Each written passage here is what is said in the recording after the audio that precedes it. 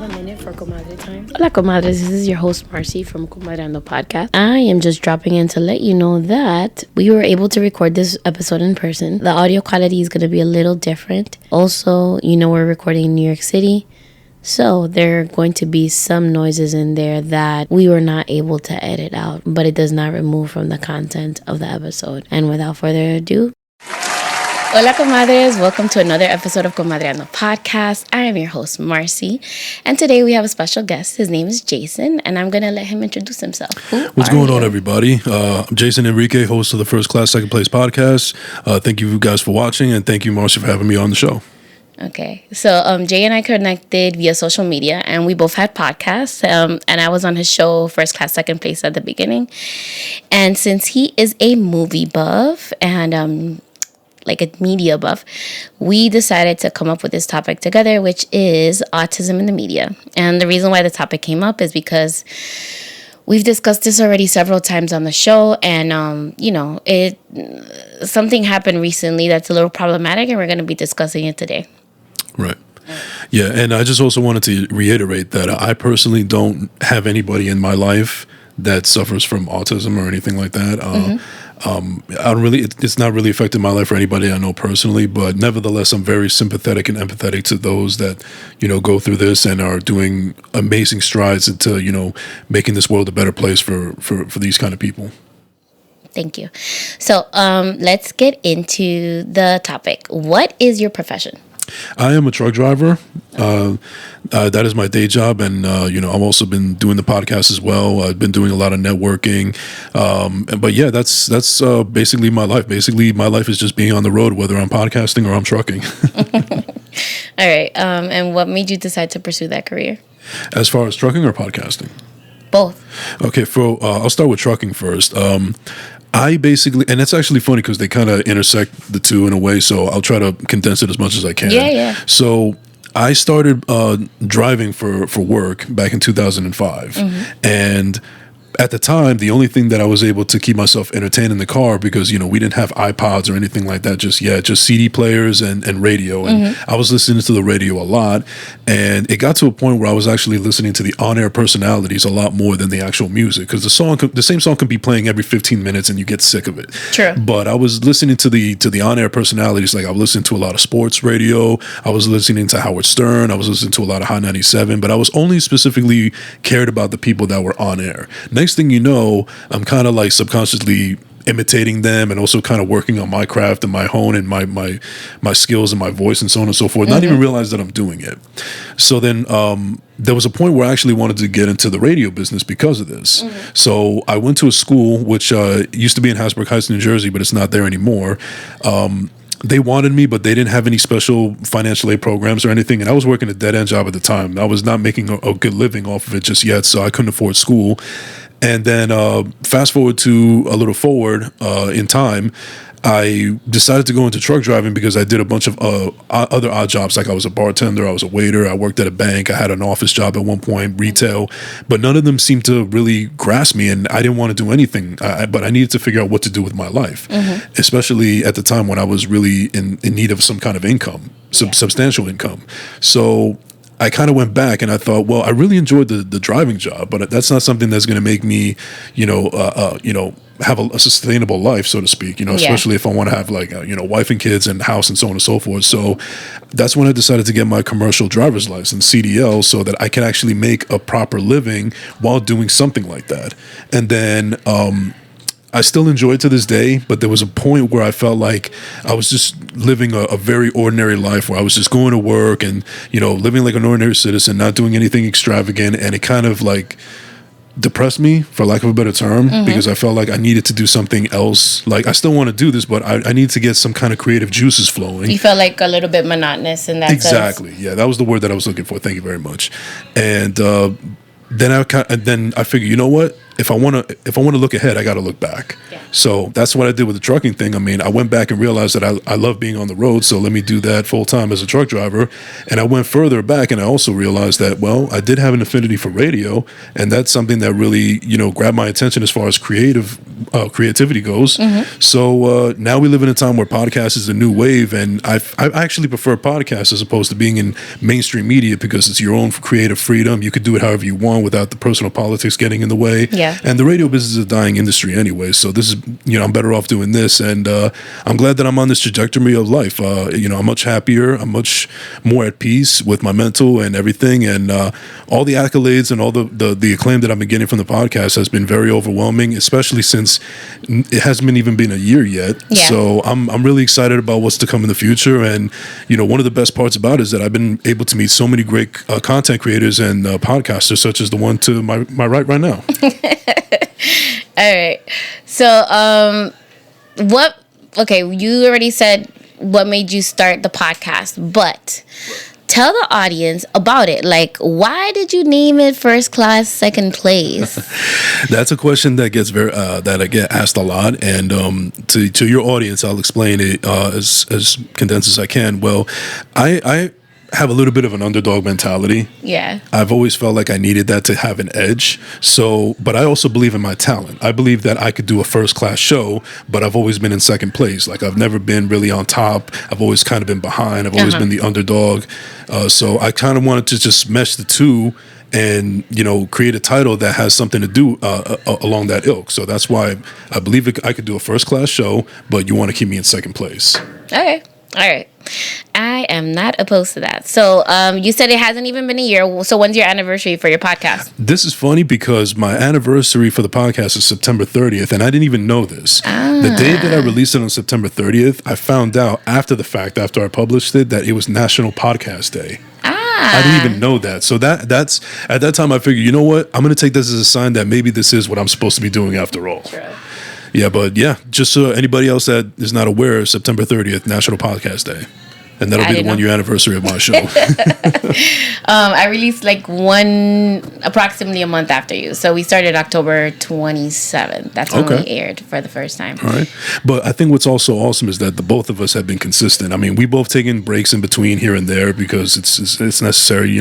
Everyday life happens. Mm-hmm. But I love the fact that you, me, and a handful of others that we know personally have been able to stay consistent with it, as opposed to some people that they figure that I'll get into it and then afterwards never materializes.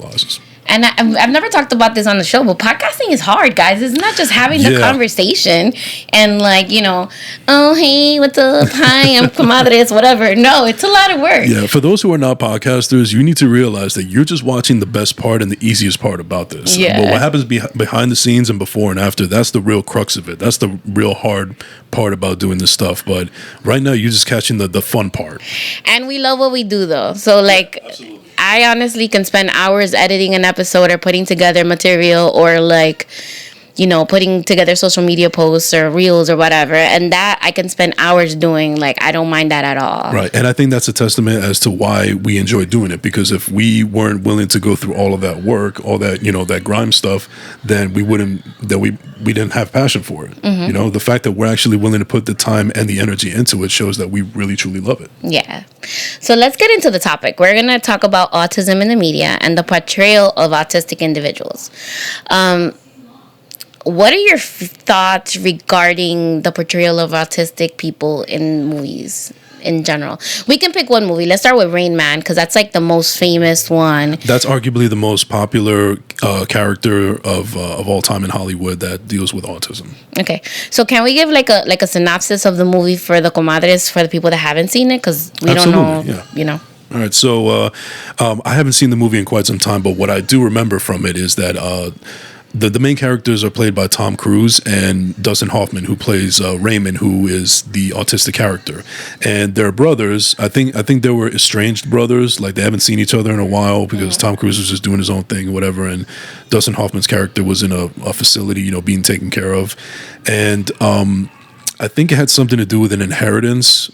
I don't know exactly, but basically Tom Cruise's character had to be involved in some way, shape, or form to be there for his brother.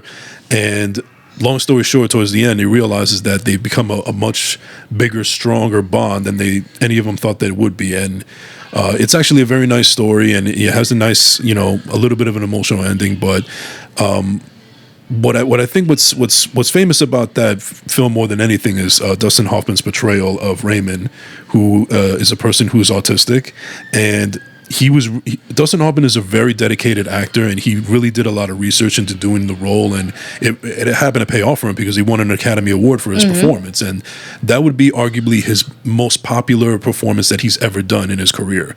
And the interesting thing is that movie was made in the late 80s. Not only did it win Dustin Hoffman the Academy Award, but actually won Best Picture of that year. So it was not a negative portrayal of autism at all. If anybody knows that Dustin Hoffman really did his research and his homework, and he did the character respectfully. However, if this was a movie that was brought now, if it wasn't made back then and it was brought to Hollywood steps right now, then because of the world that we live in, it'd only be right and perceived better that it's actually portrayed by somebody who actually does have autism. Yeah, that, and then the fact that now, because of the way that the media is and how people are very closed-minded, especially people that have never met people with autism, they can think that every person that's autistic is Rain Man. And the autism is a spectrum. So, like, there's people that can be like Rain Man, right? But they can be people that are like nonverbal and have like a lot of difficulty in society. So, what my thing is with the media, my biggest gripe is that there's not that much representation for everybody on the spectrum, and we can say the same thing about other groups of people, but in general, like, definitely having people that are autistic playing the roles would be a lot helpful, and also showing more people on the spectrum, not just like the top tier. Because like Rain Man is like back in the day there was different classifications of autism. We can say that Rain Man had Asperger's, which is like kind of socially awkward, right? Right, and there's actually some famous celebrities that do have Asperger's as well. Like Daryl Hannah has it. Dan Aykroyd is probably the most popular example of that, and because he's one of the most famous actors in the world with all the classic movies he's done. But he has been, to my understanding and my research, he was diagnosed with it very recently. Oh wow, okay, that's interesting. Is that who they told me?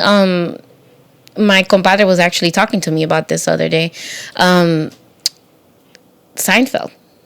Jerry Seinfeld thinks. Well, he hasn't been diagnosed completely, but he's been reading a lot on the comorbidities and the difficulties people with autism have, and he can relate a lot to it. I mean, he hasn't been fully diagnosed, but he thinks that he can be.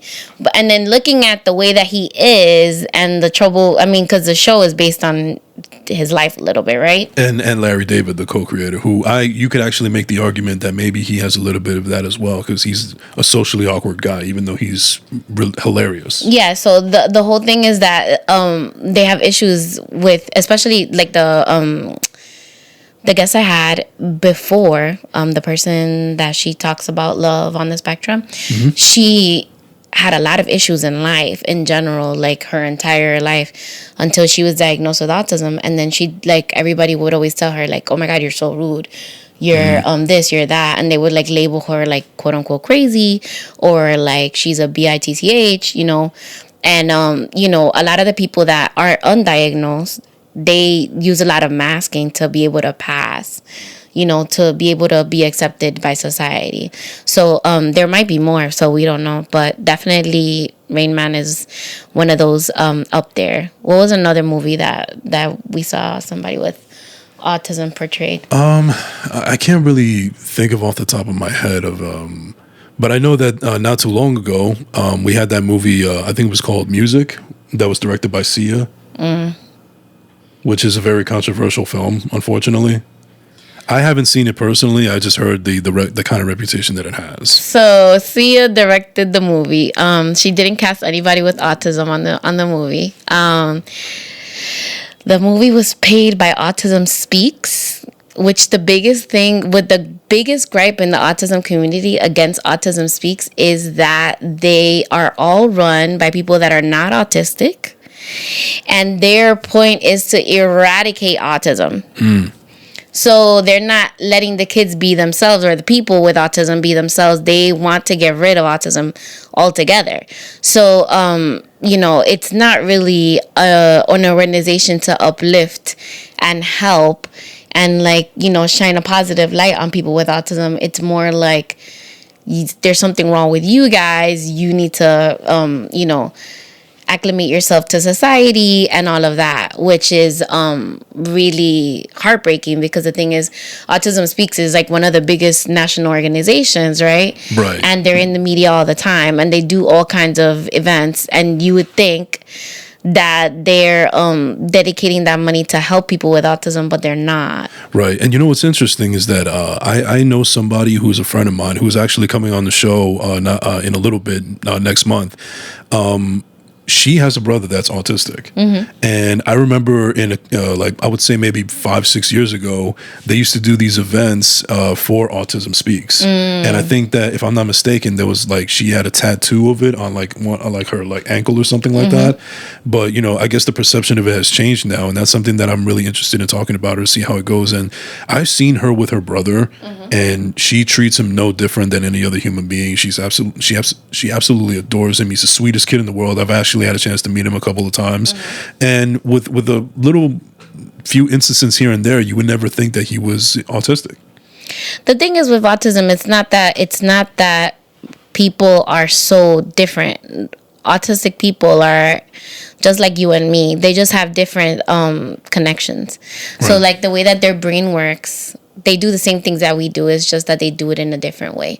So we'll figure out how to do something, but then they'll think about it in a different way and solve it that way, which is what I love the most about working with kids with autism, because it's the way their brains work is really, it's just really surprising, and the way that they solve problems is really surprising. Right. No, let me ask you this question. In the case of your son, with that same sentiment that you just said right now, how would you give me an example of how your son is able to do these kind of things, or how he communicates, or shows his emotion in different ways?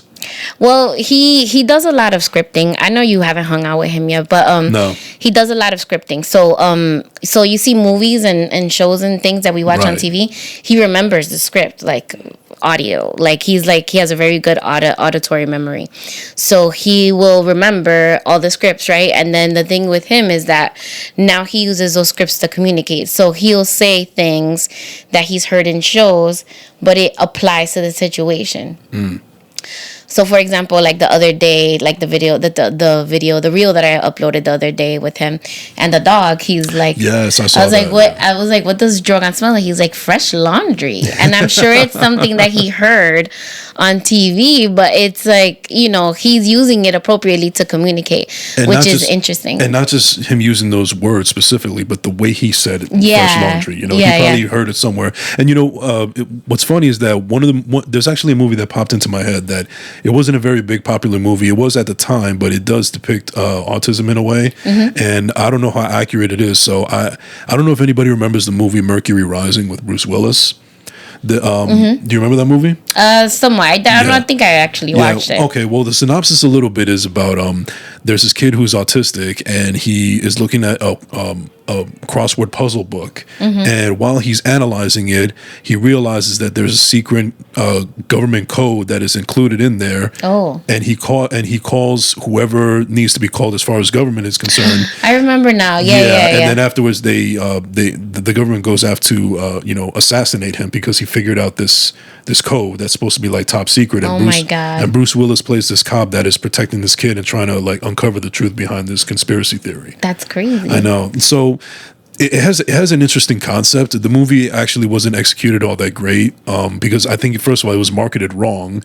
When the commercials came out, it was marketed as an action movie, but it turned out to be something that's a little bit more complex and deeper than that. Yeah. And I know for a fact that the actor, the young kid who played the autistic kid, is not autistic in real life, because I've seen him in other movies where he was totally, just like you and me, and I thought he did a decent portrayal of it. I was convinced that he was autistic, but that goes back to the idea of like, if that's a movie that is made now, it would have to be done with an actual autistic actor instead of somebody just doing the classic acting training and research and so on and so forth. Yeah, because like honestly, representation matters. It's like taking somebody like, what was that movie that they used a person not of color to play a Japanese person? Breakfast at Tiffany's? No, Ghost in the Cell.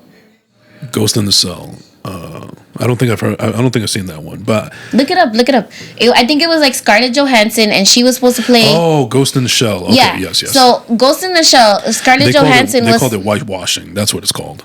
It is, but what I'm saying is like it's representation regardless. Like whether it's a person that is a person of color or a person with a disability, like we should be using people that actually have the disability to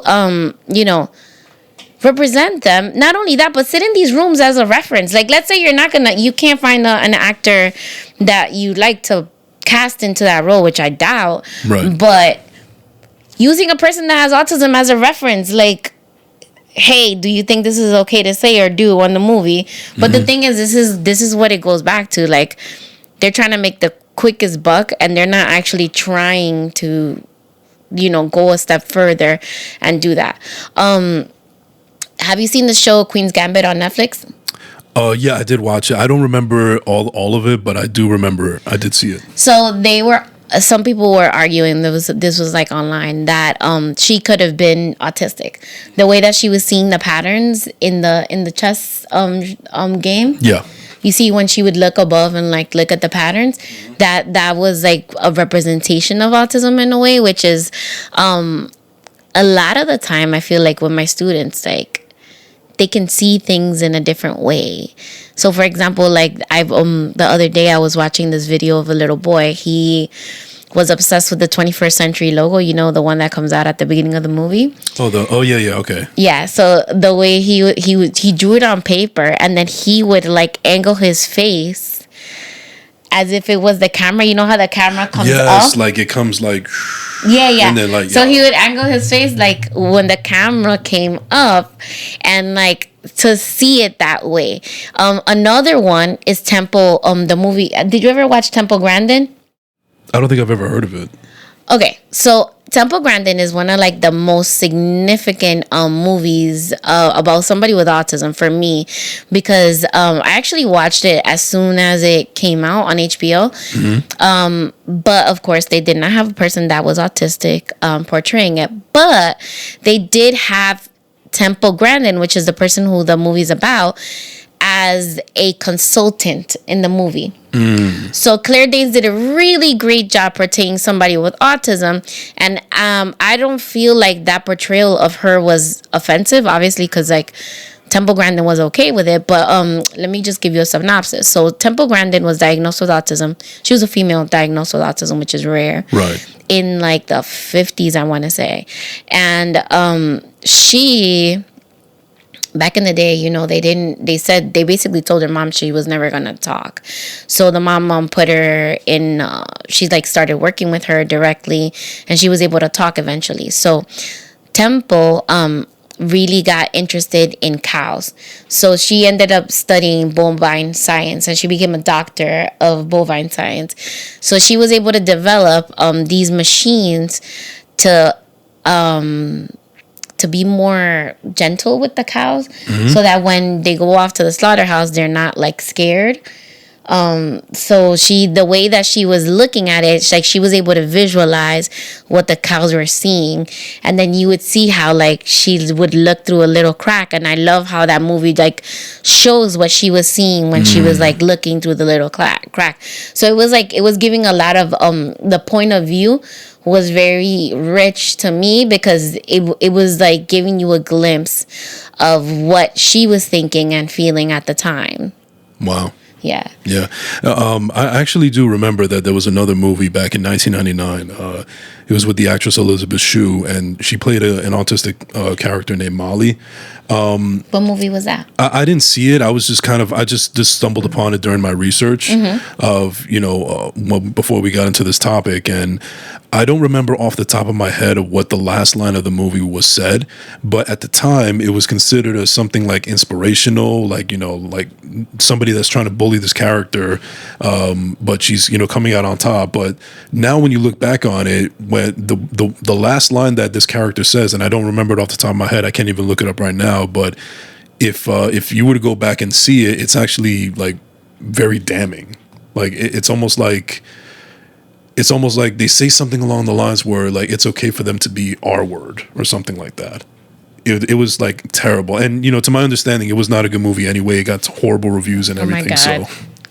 So in the show, I already told you, but I hate that word. Like, right. Like it makes me like cringe in my stomach. It's really upsetting, and I mean, we grew up saying the word.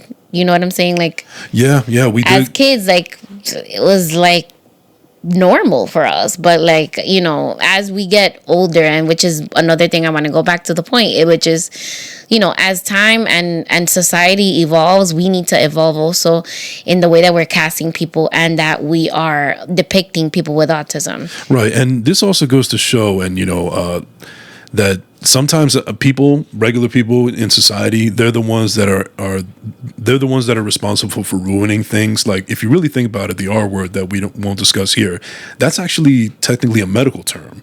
But then everyday people, insensitive people decided to use it in other insensitive ways. As an insult. And now we're the only species, it seems like, in this planet that could take an actual medical term and make it derogatory. Mm-hmm. That's how messed up society can be. Yeah. In my opinion. Did you ever get to watch Love on the Spectrum? No, I did not.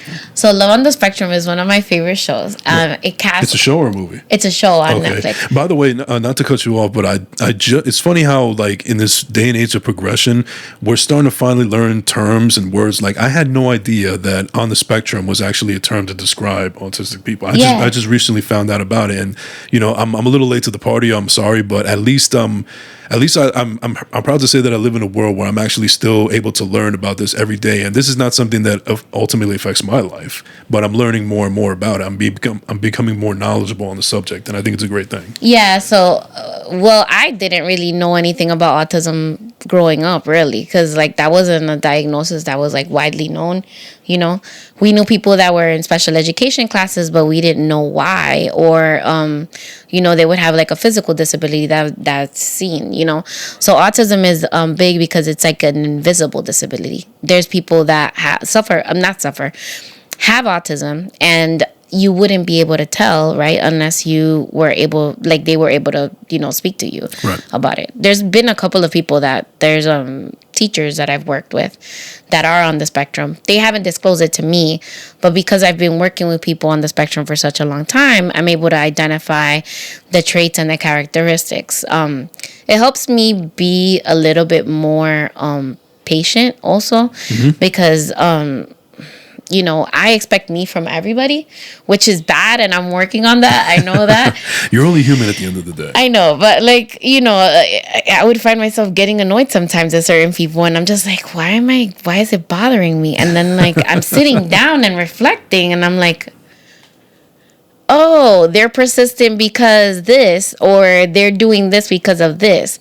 And they might be, a person with a disability, right? And the whole thing is with me is that we have all these children that have special needs, right? They grow up to be adults. Yeah. And they're in society all the time. So, acting with kindness is like one of my biggest things. So definitely that. But going back to the topic. Yes. Love on the Spectrum. So it's one of my favorite shows. So they did a series in the UK, and they did one here in the USA, and all the people on the show have autism, and they're basically trying to find love, and it just like follows their journeys through all of that. And I love that show because they show so many different sides of autism. Most of the people are verbal though, so also that because there's people that can be not be on the spectrum and be nonverbal as well. But it does a pretty good job of representation, and the actors I love, like they're like the sweetest, and you definitely need to catch a couple of episodes. All right, yeah, maybe I'll check it out. one thing that I think I researched, and I'll ask you this question that's kind of like a little bit off topic, but it's still staying in the realm of topic. I do believe that, especially now in this day and age, there are people that are on the spectrum that are actually getting acting gigs, but they're voice acting gigs. Like maybe they'll get like gigs for like a cartoon or so on and so forth. And I think it's a good thing, but do you also think that they're doing it to be progressive, or do you think that they feel like the flow and the cadence or whatever is just what the formula that's needed in order to, portray the cartoon character that they're voicing? I think it's a two-way street, because honestly, like, my son can do voices. I was actually thinking about that too. Like my son can do voices, like, and it's he doesn't even try. Like, there's this one story. I'm gonna drop a clip of him reading it, but the name of the story is called "Click Clack Moo, Cows That Type" by Doreen Cronin. And Aiden memorized the entire book. So he's hyperlexic, which means that he can read college level words, like he can decode them. But his comprehension is not all there yet. But he's able to pronounce them perfectly. He can read the newspaper. That's awesome. Like the New York Times. He can read. He even taught himself how to read in Spanish, which I never taught him. But because of the phonics that he knows. I can't even read in Spanish either. So he's already on a much higher level than me.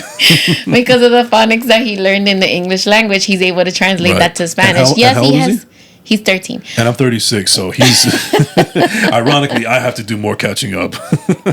So going back to the story. So, Doreen Cronin, Cows That Type. I think he saw it one time on YouTube, and he taught himself how to say it, like read it, exactly with the diction and cadence of the voice actor. So he does he's like... Farmer Brown had a problem, and and I read very animatedly. Like when I read to my students, I read very animatedly, and then like I found that he was like also like copying the way that I would read things to my students, which was like super cute too. So another favorite of his was Dr. Seuss, which is canceled, but yeah, one of the Dr. What else Seuss is canceled this day and age? But like he was. No, I know, I know the whole story. We're not going to get into Seuss that. Was like the Cat in the Hat, so he knows the entire thing by like he can. If he wasn't into audio editing right now, I would like put him into voice acting, because Aiden's voice is like he can change the pitch and tone and like cadence. He can do accents. This dude can do like British accents. Wow. And this is all from watching TV. So like he watches a lot of kids cartoon shows. So like Ni Hao Kai Lan, which is like in Mandarin. Well, part of it's like bilingual Mandarin. Okay. He does a lot of the Peppa Pig and stuff like that, which is British. Yeah.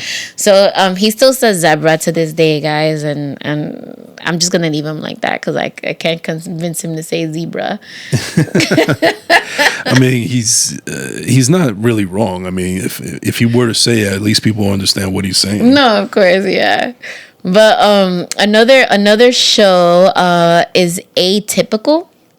I've heard of it, haven't seen it, and also just so you know this, but I'll let your audience know. He's more of a movie person than a TV person. Yeah, chances are, if you did ask me about a movie, chances are I've seen it. TV shows, I may have heard of it, but I don't actually. I don't know. Maybe I just don't have the time or the patience to actually sit through an actual show. That's just my thing. So but I can't get into Game of Thrones, but we're not going to get into that right now. We're not talking about Game of Thrones on this show, sir. So Atypical is a show about a teenage boy who's coming of age, and his mom is like a helicopter mom, but he's like fighting to be independent. I like the portrayal, and I believe the actor's on the spectrum. He is.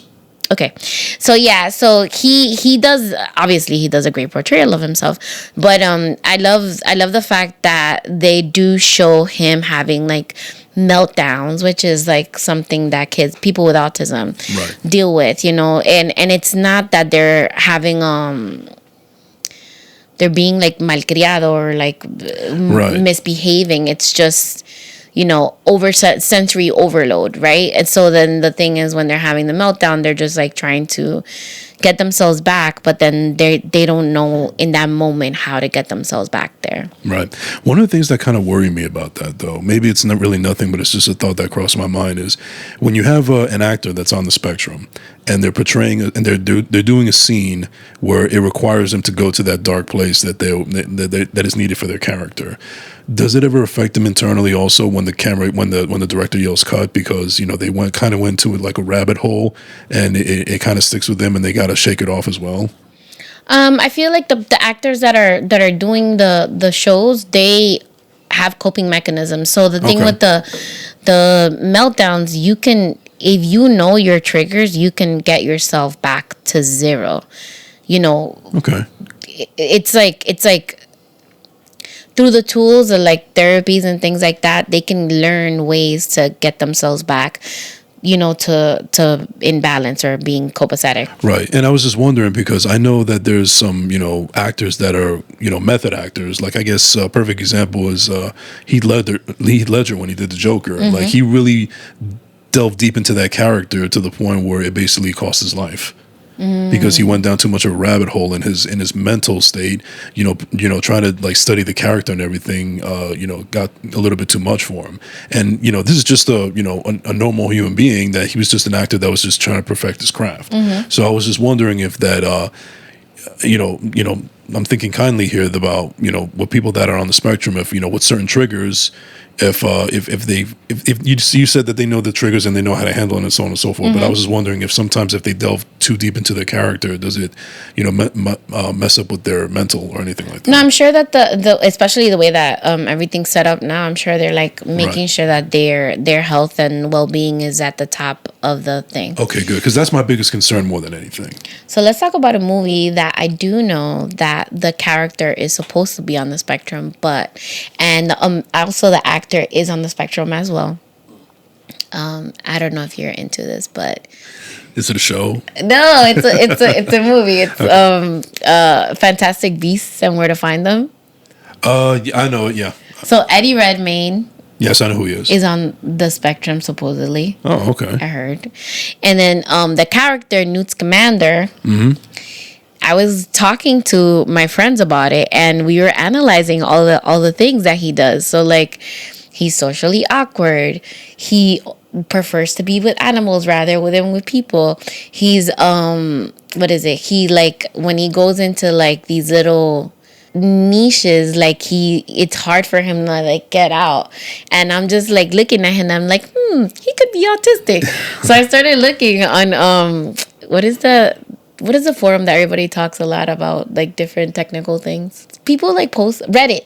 I was looking on Reddit, and they were saying that he's definitely an actor that seems that he could, like, not an actor, but the character of Newt Scamander is definitely somebody that could be on the spectrum. Oh. So I think that's fan theory, because I don't think that J.K. Rowling has actually confirmed that as of yet. Mm-hmm. But I mean, I really, the fact that Eddie Redmayne might be on the spectrum, and then the fact that the character is on the spectrum as well is like, I love that, because it's like, it brings authenticity to the character for sure. Yeah, and I don't know, I love the way that he portrayed him, and it was very like soft, and it's not like it's not over the top. It's not over the top, and it's not a caricature of a person with autism. Yeah.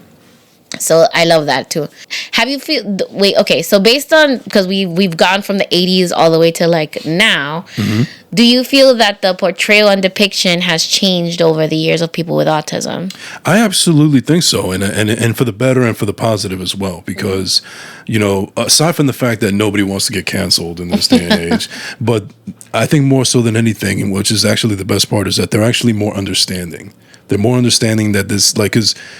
Remember how I said earlier that I didn't realize what the term on the spectrum was until not too long ago? Mm-hmm. So I'm just an example of people that are constantly finding out things about, these type of topics and so on and so forth. So it's actually beneficial. And the more that we learn and the more that we understand, then we can actually, be in a place of understanding, and, it just makes society a much better place, in my opinion.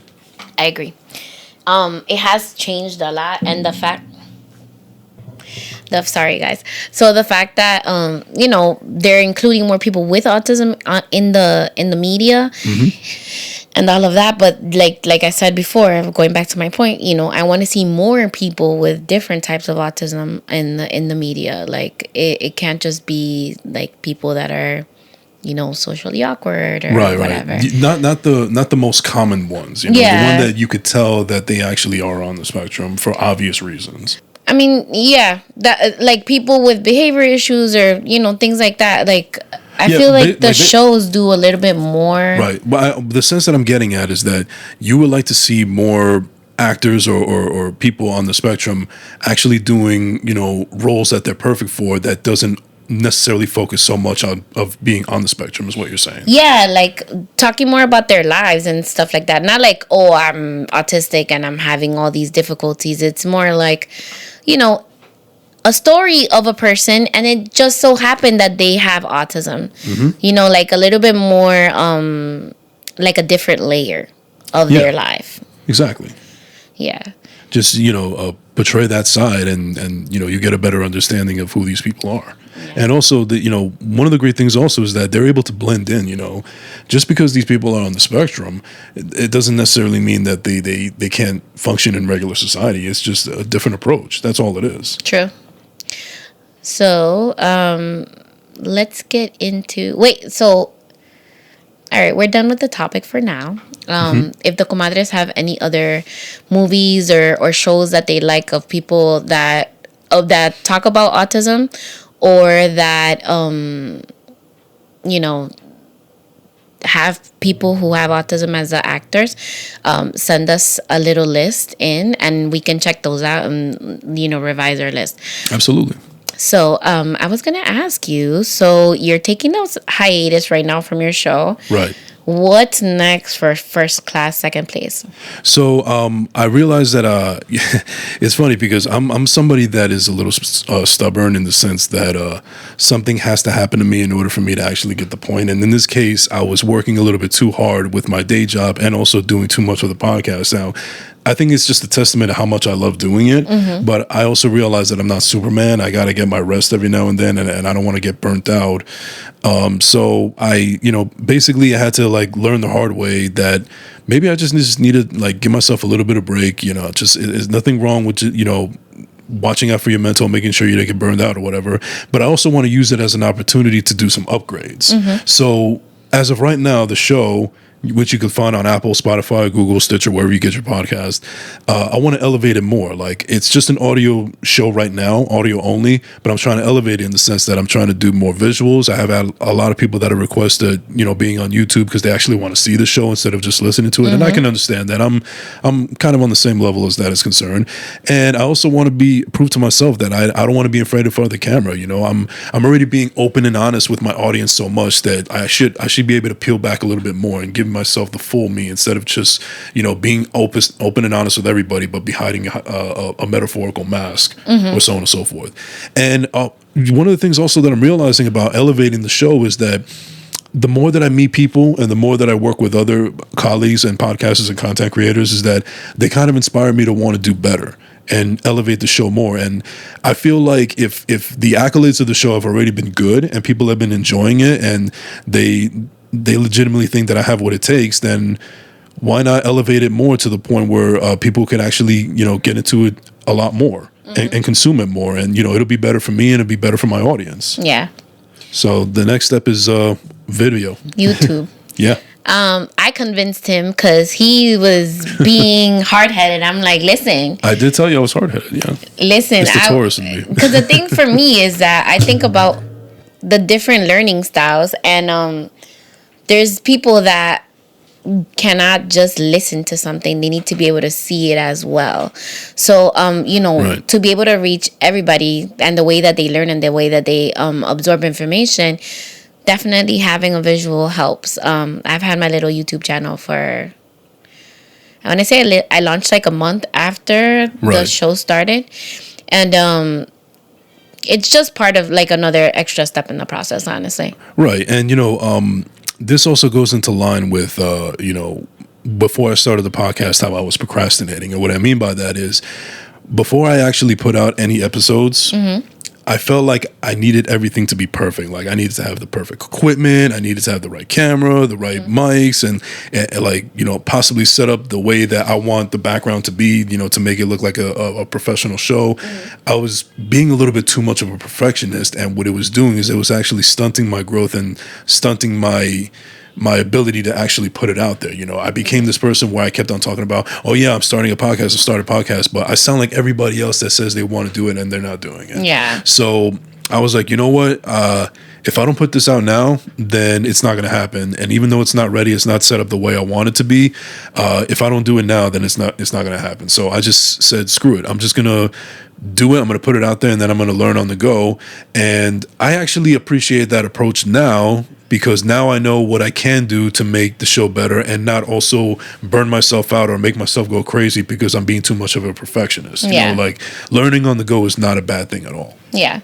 And also your audience is forgiving because, like, you know, at the beginning, my episodes weren't the best. I mean, they were good, but they weren't at the level that they are now. Yeah. And the organization wasn't at the level that they are now. Even my video editing skills have gotten better.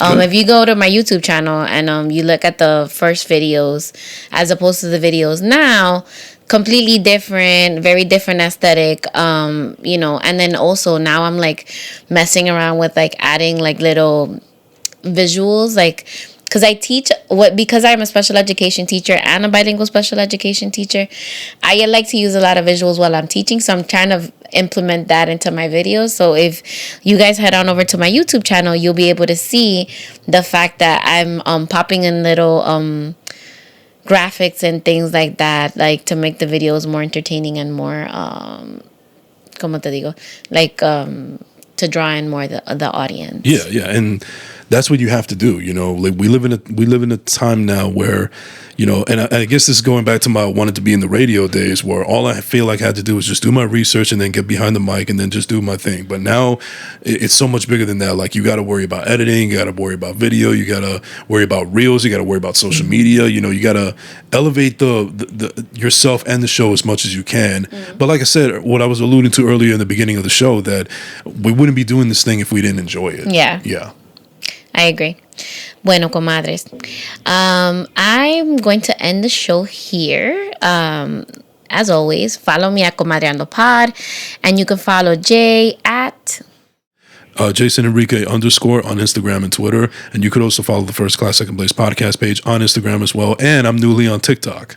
Oh, okay. Yeah, I'm a little late to the party, but but that's what we were talking about, where, you know, we need to be on top of the social media game as well. You know, everybody was telling me, you got to have TikTok, but initially I didn't get it because I thought it was just something that people were doing when in the pandemic, where they were just doing all these crazy, silly dances or whatever. Yeah, and I thought, like, man, do I really have to sell my soul that much in order to get, you know, the recognition? It's not about selling your soul. No, I know it's not, but that was my way of thinking at the time, you know, but the more I learned about it and people can actually use it for networking purposes, I'm like, okay, why not?